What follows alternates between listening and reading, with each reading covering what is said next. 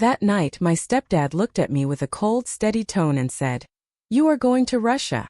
And now we are finished." In that single moment, my entire world flipped upside down. I realized right then that this was not just a threat.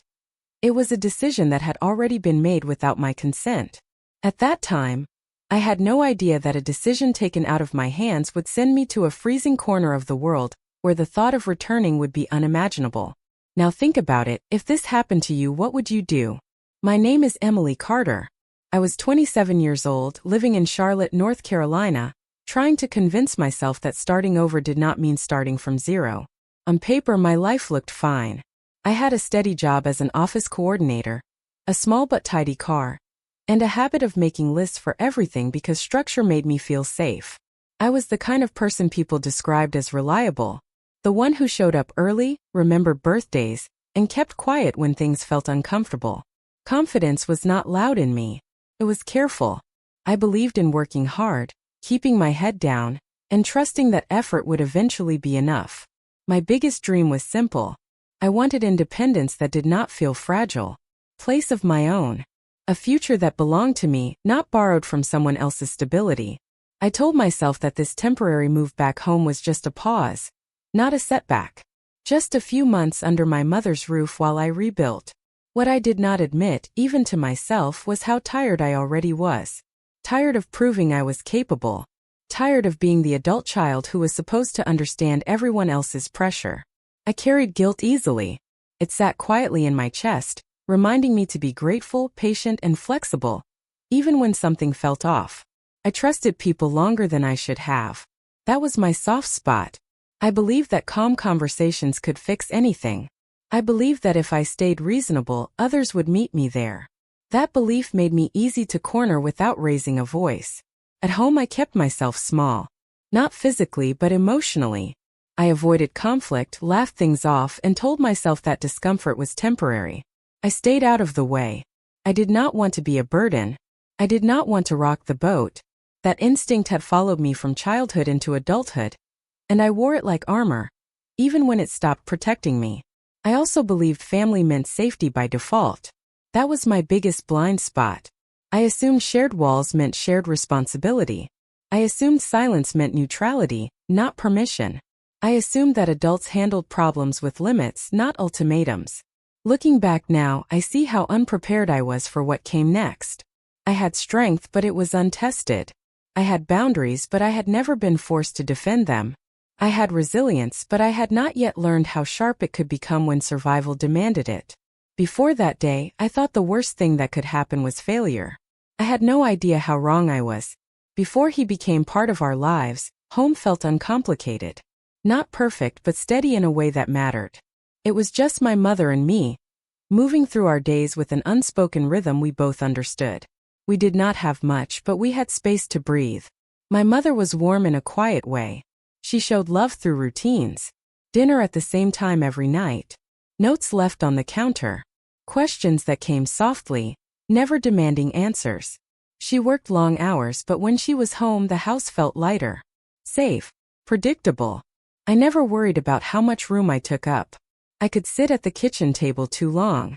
I could leave my shoes by the door. I could talk about my plans without measuring every word. There was no tension in the air, no sense that I was being watched or evaluated. Normal life was made of small things. Grocery runs on Sundays. Old shows playing in the background. Late-night conversations that drifted nowhere important but still felt grounding. I slept well then. I laughed more easily. I did not second-guess my instincts. There was a sense of protection that came from being seen. My mother noticed when I was quiet. She noticed when I was tired. Even when we disagreed, there was an understanding that we were on the same side. Problems were discussed, not enforced. That safety shaped how I saw the world. I believed homes bent before they broke. I believed adults talked things through. I believed love meant patience, not control. Those assumptions followed me into every relationship without question. I also believed change happened slowly, that if something felt wrong, there would be time to adjust. Time to speak. Time to fix it. Life had never taught me otherwise. Looking back now, that version of home feels distant. Almost unreal. But at the time it was my baseline.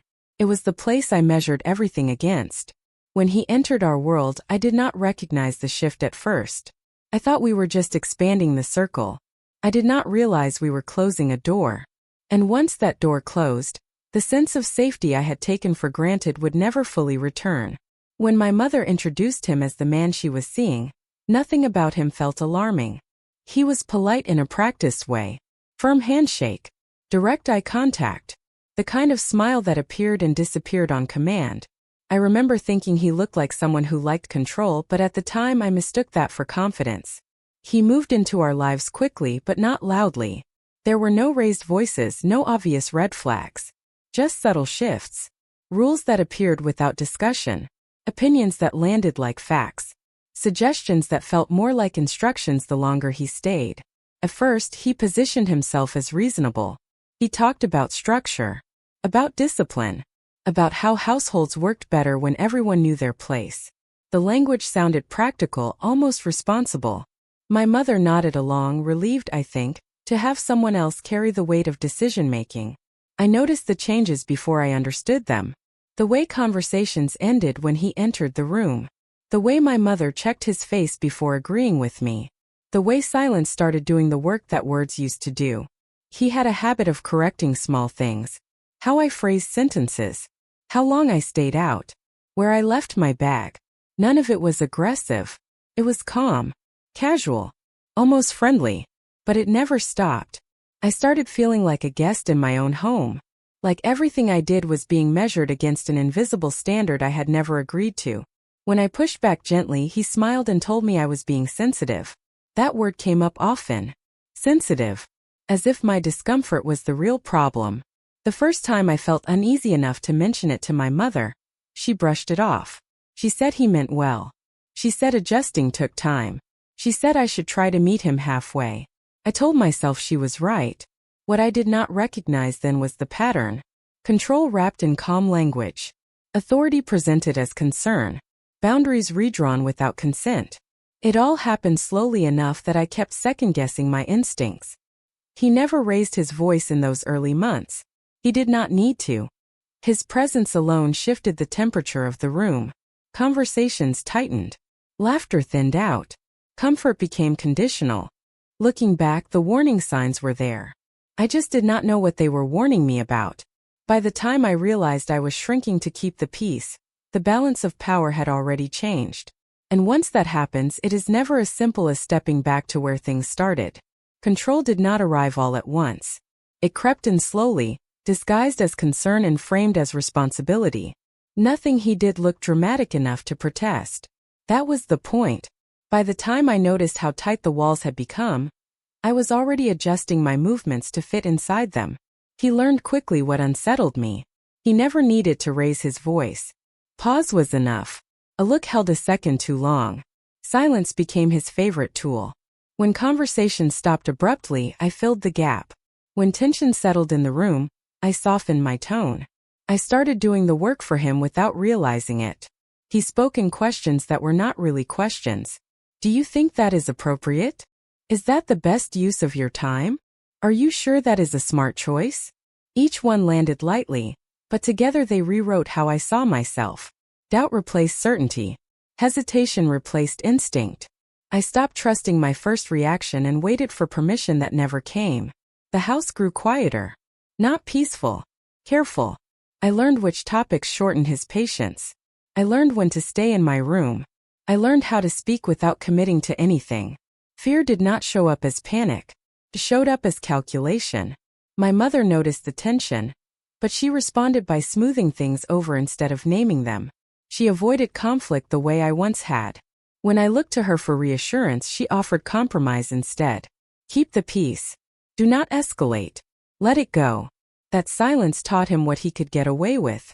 I began measuring my days around his moods. Good days meant breathing room. Bad days meant walking on eggshells and pretending everything was fine. I told myself this was temporary. I told myself I was being dramatic. I told myself stronger people handled worse situations without complaint. What scared me most was how normal it started to feel. Fear blended into routine. Tension became background noise. I stopped talking about my plans. I stopped sharing details. I stopped expecting support. Control works best when it feels invisible, when it convinces you that adapting is maturity, when it teaches you that speaking up costs more than staying quiet. By the time I realized I was shrinking to survive, silence had already trained me well. And that silence would soon demand something far more permanent than my comfort.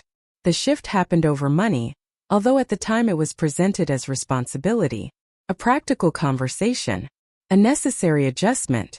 That was how he framed it, seated at the kitchen table one evening like a man conducting routine business. My grandmother had passed away a few weeks earlier. The loss itself still felt unreal, but what followed made it heavier. She left me a modest inheritance. Not enough to change my life overnight, but enough to give me options. Enough to remind me that I had a future that did not depend on anyone else's approval. He found out by accident. My mother mentioned it casually, without emphasis, as if it were just another detail of the day. I watched his expression change in real time. Not surprise. Calculation. The comments started softly. How families supported each other. How unexpected money came with responsibility. How it would be selfish to think of it as mine alone.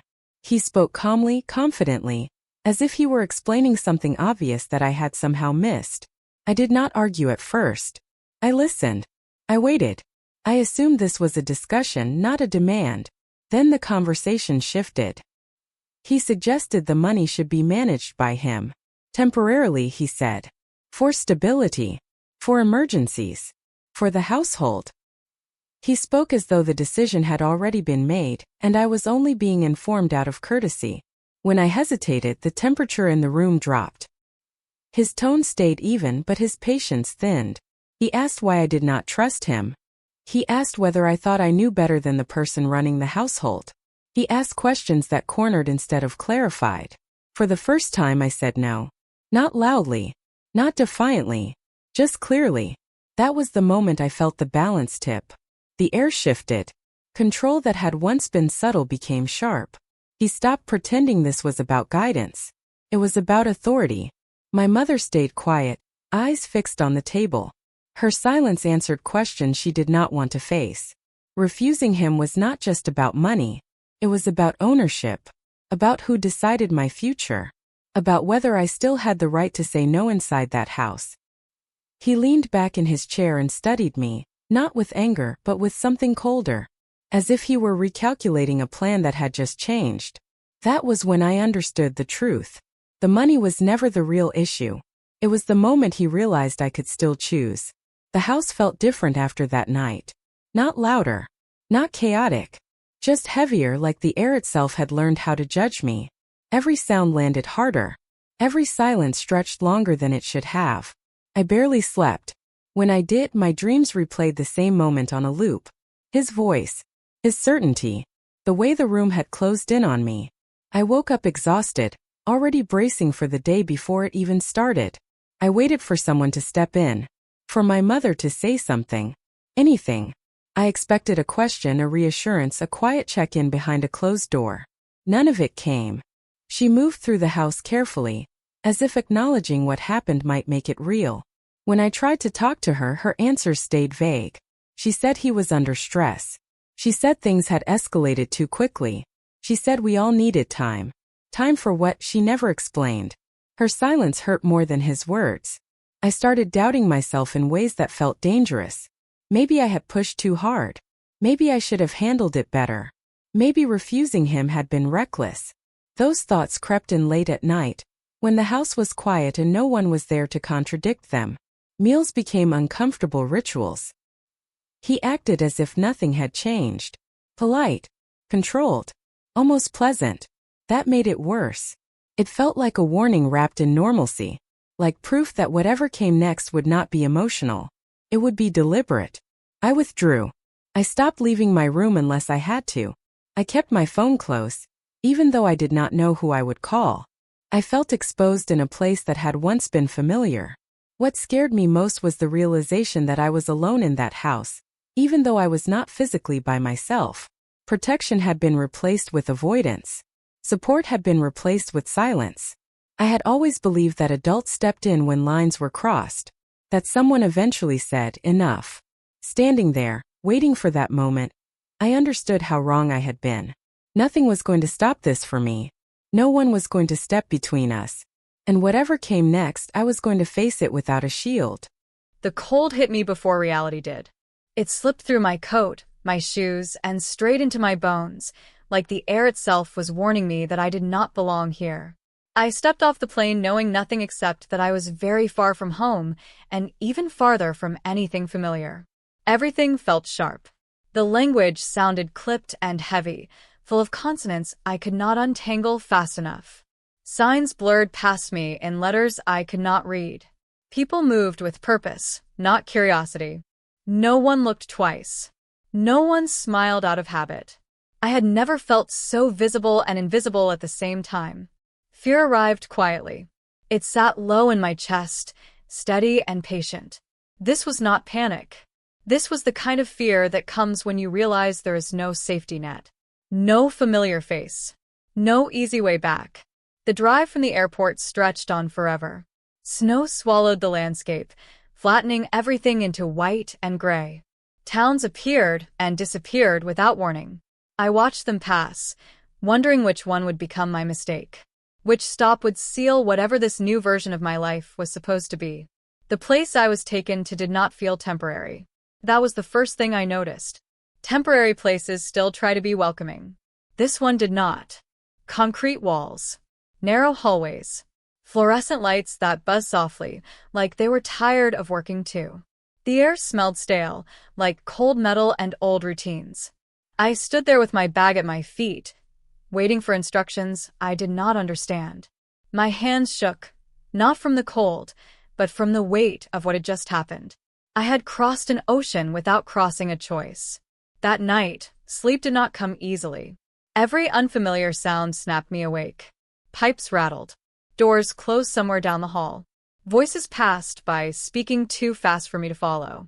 I lay there staring at the ceiling, counting breaths, reminding myself that I was still here. Still breathing. Still standing. What scared me most was how final everything felt. This was not a visit. This was not an experience. This was a relocation disguised as opportunity. A sentence disguised as paperwork. I thought about home then. About warmth. About speaking without translating myself first. About how easily life could shift when someone else decided you were expendable. The realization settled in slowly, heavier than the cold. This place did not want me to thrive. It wanted me to endure. And endurance, I would soon learn, has a price.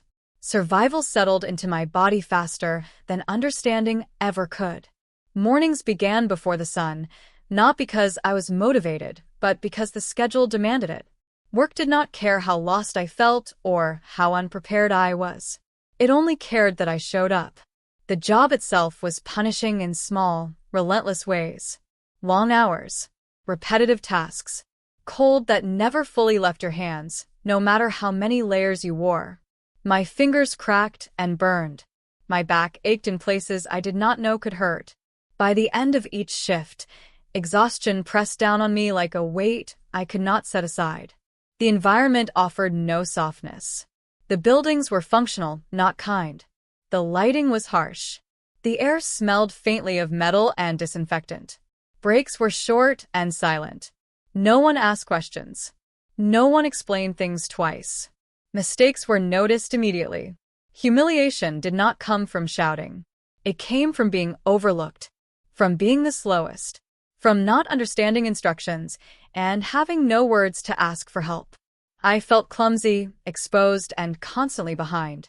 My accent marked me as foreign before I even opened my mouth. Emotionally, I shrank. I learned to keep my eyes down. I learned to nod even when I was unsure. I learned that drawing attention to myself only made things harder. Pride was a luxury I could not afford. There were moments when I wanted to give up completely. When the isolation pressed so tightly that breathing felt like effort. I missed simple things more than I expected. Warm food. Familiar voices. The comfort of being understood without explanation. At night, my body collapsed, but my mind stayed awake. I replayed everything. The kitchen. The silence. The sentence that had sent me here. I wondered if this was the punishment for saying no. I wonder how long someone could last like this without breaking. What surprised me was that I did not break. I adapted. Slowly. Quietly. I learned the rhythm of the work. I learned which mistakes mattered and which ones could be ignored. I learned how to disappear just enough to avoid trouble. Each day blurred into the next, marked only by fatigue and routine. Survival became less about hope and more about endurance. Get through today, then do it again tomorrow. I told myself this was temporary. I did not yet understand how much it was changing me. And change, once it starts, does not ask permission. Her name was Irina, and she had been there, energy written all over her. Late 40s, shoulders set like they had learned to carry weight without complaint, eyes sharp in a way that missed nothing. She did not ask where I was from or why I was there. She just watched me struggle for 2 days and then decided I was worth the effort. Irina worked beside me, without fanfare. On the third morning, she slid a pair of worn gloves toward me and tapped them once. Thicker lining, better grip. No explanation. That was how she taught. Practical. Efficient. No speeches. She showed me how to pace myself so exhaustion did not hit all at once. How to stand so my back would survive a 12-hour shift. How to move quickly, without looking rushed. She taught me when to speak and, more importantly, when to stay quiet. In this place, timing mattered more than volume. One afternoon, when I froze up after making a small mistake, she leaned in and said, very calmly, "Do not apologize here. Fix it and move on." That sentence stayed with me. Apologies invited attention. Competence bought space. Irina understood the system. She knew which supervisors enforced rules and which ones simply wanted things done. She knew how to trade favors without owing anyone too much. She knew where to stand during inspections and when to disappear into routine. What she taught me went beyond work. She taught me how to protect myself without challenging anyone directly. How to keep my dignity intact even when circumstances tried to strip it away. How to survive without becoming bitter. There was no softness in her lessons, but there was care. She checked my hands when they cracked. She made sure I ate. She corrected me quietly instead of letting others do it loudly. In a place that rewarded indifference, that mattered more than kindness. For the first time since arriving, I did not feel completely alone. Not safe, but anchored. Someone had noticed me and decided I was worth helping. Irina never asked about my past. She did not need it. Survival did not depend on explanations. It depended on learning fast and adapting faster. Under her watch, I stopped feeling helpless. I started feeling capable. And capability, I would soon learn, was the first step toward something much bigger than survival. Trust did not return all at once. It slipped back into my life in pieces, disguised as small kindnesses. A shared cigarette outside during break. A quiet joke in broken English. Someone remembering my name when most people did not bother. After weeks of isolation, even minor connection felt like relief. That was how Mark entered the picture. He worked logistics, not on the floor. Clean jacket. Confident walk. He spoke just enough English to make conversation feel easy, and he listened in a way that felt deliberate. He told me he had helped other foreigners before. Told me which shortcuts mattered and which ones were traps. In a place like this, information felt like currency. I wanted to believe him. When he offered to help me send money home, it sounded reasonable. He said the process was complicated for outsiders. He said fees were high unless you knew the right way. He said he could handle it. I hesitated. Then I remembered how alone I felt. I remembered how tired I was of doing everything by myself. That hesitation was not enough. I handed over what little I had saved. Not much by normal standards, but everything to me. A few weeks of survival, compressed into a thin envelope, and a fragile hope. Mark disappeared 2 days later. No explanation. No warning.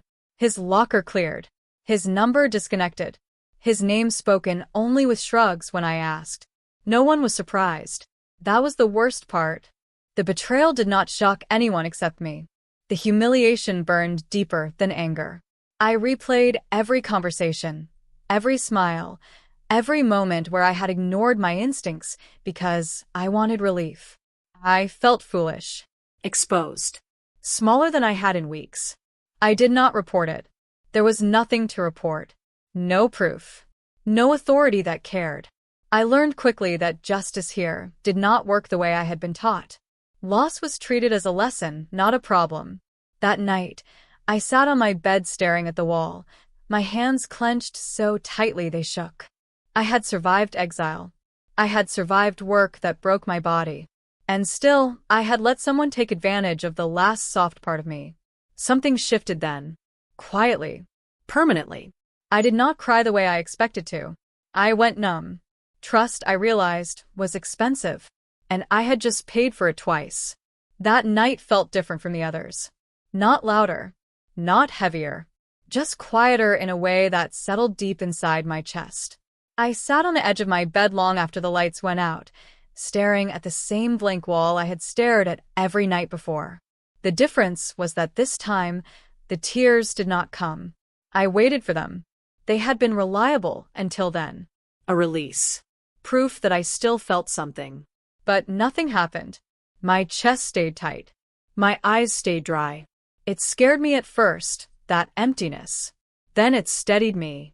I replayed everything, but not the way I usually did. Not with blame or regret. I watched the memories like scenes in a film. The kitchen. The silence. The paperwork. The job. Mark's smile. The disappearance. For the first time, I was not inside the moment.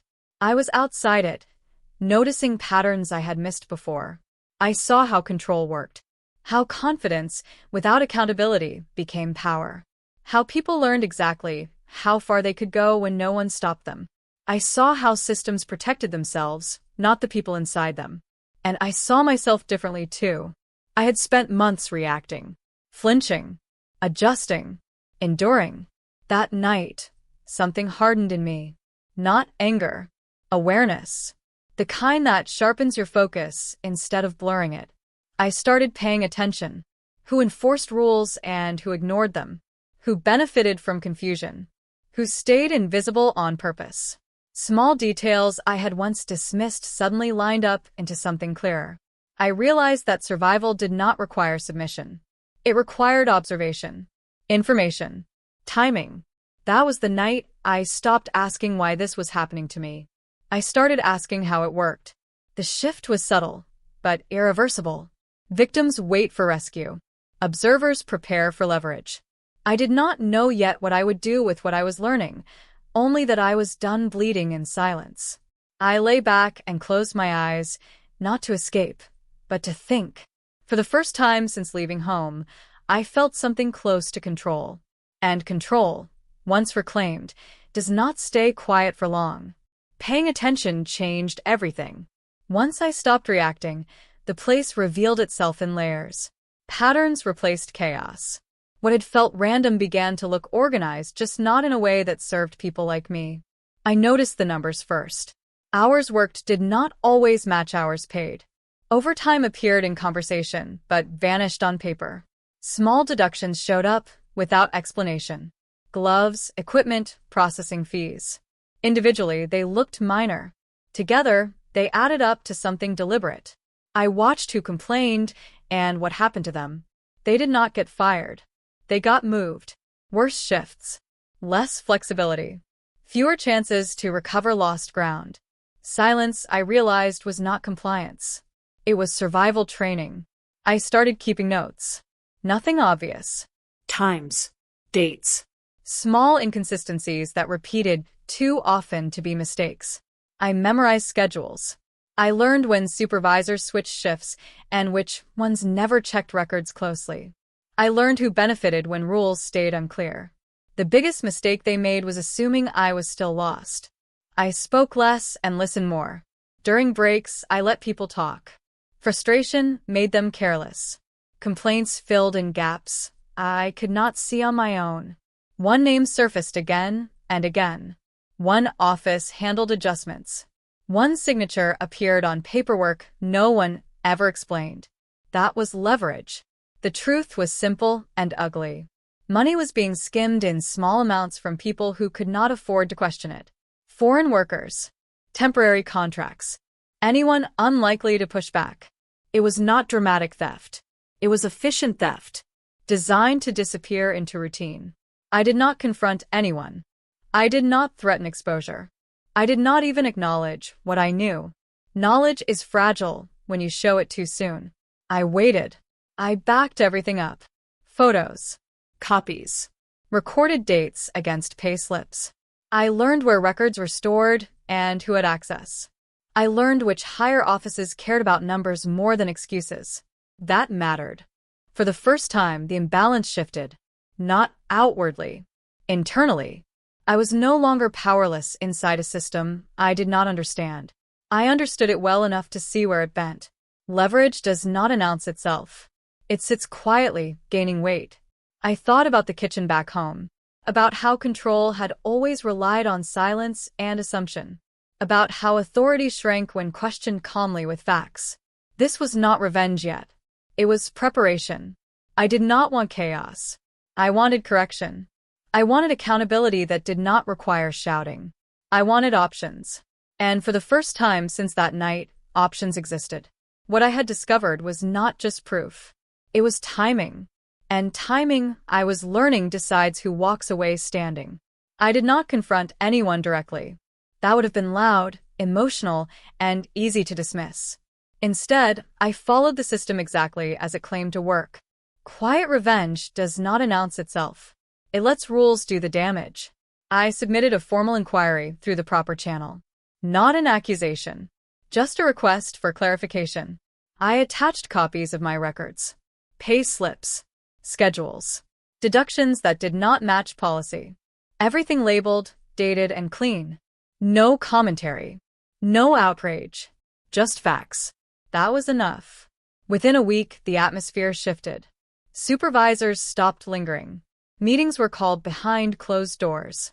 The office that never answered questions suddenly sent emails asking for cooperation. I stayed calm, cooperative, professional. I answered only what was asked. Audits do not need drama to work. They only need consistency. The first consequence was subtle. Overtime appeared on the next pay cycle without explanation. Deductions disappeared. Equipment suddenly became free again. No apologies were issued. None were required. The correction spoke for itself. Then came the changes no one announced. A supervisor was reassigned. An office manager took extended leave. Paperwork routes shifted. The signature I had memorized stopped appearing. People whispered, but no one asked me anything directly. That was fine. I had not done this to punish. I had done it to protect myself. And protection worked best when it looked like coincidence. What surprised me was how quickly the system adjusted once it realized someone was watching. Control relies on invisibility. The moment it senses scrutiny, it tightens or collapses. In this case, it tightened in my favor. I was left alone after that. Truly left alone. No corrections. No sideways looks. No sudden rule changes. Space opened where pressure used to be. That was my signal. I filed the final documents and stepped back. I did not stay to enjoy the fallout. Revenge that lingers turns into something else. I wanted resolution, not obsession. Walking out that day felt different from every other exit I had made in my life. My back was straight. My breathing steady. Nothing dramatic happened. No one stopped me. No one needed to. The consequences were already in motion. I did not win by overpowering anyone. I won by understanding them.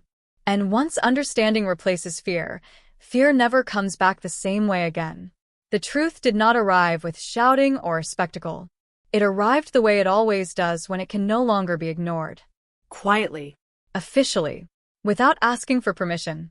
I was not there when it happened, but the ripple reached me anyway. Conversations stopped when certain names were mentioned. Offices that once felt untouchable suddenly felt cautious. People who had spoken with confidence learned how to lower their voices. Power shifted in subtle ways first. Decisions slowed down. Approvals took longer. Meetings multiplied. Accountability has a sound to it, even when no one says the word out loud. It sounds like hesitation. He started avoiding the floor. That was the first real sign. A man who once moved freely now stayed behind closed doors. Authority that relied on assumption does not survive scrutiny. Once questioned, it begins to shrink. Then the confirmation came. Not directly to me, but close enough to matter. An internal review. Policy violations. Financial discrepancies. Language careful enough to protect the institution, clear enough to establish fault. There were no public apologies. There never are. Systems rarely admit wrongdoing in plain terms. They correct quietly and move forward. But consequences still land where they're meant to. He was removed from decision-making. Temporarily, they said. Administrative language has a way of softening impact, but the meaning was clear. Control had been stripped without ceremony. What struck me most was how fast people adjusted. The same coworkers who had once avoided eye contact now spoke freely. The same rules that had been weaponized suddenly became flexible. Fear dissolved when its source lost certainty. I did not feel satisfaction the way I expected. No rush. No triumph. Just a steady sense of alignment. Things were finally where they should have been. Accountability does not always look dramatic. Sometimes it looks like silence where power used to live. I thought about all the moments when I had been made to feel small for questioning anything at all. About how authority survives only as long as no one documents it. Watching the shift from a distance, I understood something important. The truth does not chase anyone. It waits. And when it catches up, it does not ask how ready you are. Healing did not arrive as a single moment. It unfolded gradually, in ordinary decisions that added up to something solid. I chose where I lived. I chose how I spent my time. I chose who had access to me. Those choices felt small at first, but they were mine, and that made all the difference. Independence stopped being an abstract goal and became a daily practice. I managed my own money. I planned my own future. I trusted my judgment again, even when it meant making mistakes. Especially then. Growth requires room to fail without punishment, and I finally had that space. I learned to listen to my body, to rest without guilt, to speak when something felt off instead of swallowing it to keep the peace. Boundaries stopped feeling like walls and started feeling like clarity. People adjusted or they did not. Either way, I moved forward. The fear that once lived in my chest softened into awareness. I stayed alert, but not guarded. Careful, but not closed. Experience had sharpened me, not hardened me. I carried the lessons without letting them define every interaction. What surprised me most was how much confidence returned when it was no longer demanded. It grew quietly, reinforced by follow-through instead of approval. I did not need permission to take up space anymore. I gave it to myself. I rebuilt my sense of home, too. Not as a place tied to anyone else's authority, but as a feeling I carried with me. Safety came from consistency. From knowing I could leave if I needed to. From knowing I would be fine if I did. Growth showed up in unexpected ways. In the calm way I handled conflict. In the ease of saying no. In the relief of choosing peace over proving a point. Strength stopped being reactive and became intentional. Looking back, I see how far I came without needing to announce it. Survival taught me awareness. Accountability taught me patience. Independence taught me self-trust. I did not rebuild the life I lost. I built a better one. And for the first time, it belonged entirely to me. The hardest lesson I learned was not about survival. It was about power. Real power does not need volume. It does not need fear to announce itself. It works best when it is calm, deliberate, and grounded in truth. For a long time, I thought strength meant enduring everything without complaint. I thought resilience looked like silence. I was wrong. Silence only protects those who benefit from it. Strength begins the moment you start paying attention and trusting what you see. I did not win by becoming louder or crueler. I did not win by humiliating anyone or burning everything down. I won by understanding the system I was trapped in and refusing to disappear inside it. I won by choosing clarity over chaos and patience over panic. What stays with me now is not the fear or the anger. It is the confidence that comes from knowing I can handle myself, even when the ground shifts. Especially then. Life will test boundaries. People will push when they think no one is watching. The difference is knowing when to step back and when to document everything. Quiet power lasts longer than rage. Strength does not need an audience. If there is one thing this journey taught me, it is this: you do not have to destroy anyone to reclaim yourself.